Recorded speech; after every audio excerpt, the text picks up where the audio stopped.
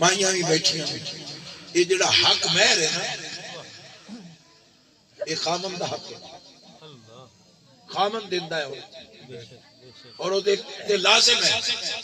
لیکن میں صدقے جاواں حضرت ابو بکر صدیق آئے یا رسول اللہ تہاڈی بیوی حضرت عائشہ سونے انہوں اپنے گھر لے جاؤ تہاڈی خدمت کرے تے میرے آقا فرمائے مہینہ صدیق تو شروع ہو گیا تاکہ حاضری ہو جائے لے جا اپنی بیوی نو.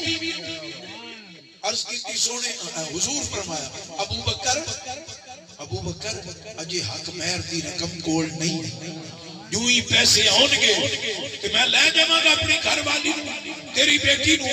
واہ صدیق ہاتھ بن کے عرض کی سونے میرے پیسے کے دن بیٹی بھی پیش کیتی ہے تے حق مہر بھی پلیو دے گا.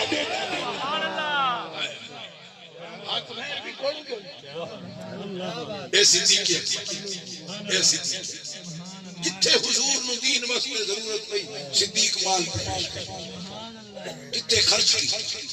جوانوں کوشش کرو گناہ والے کام تے نہ خرچ کرو نیکی والے کام تے خرچ کرو.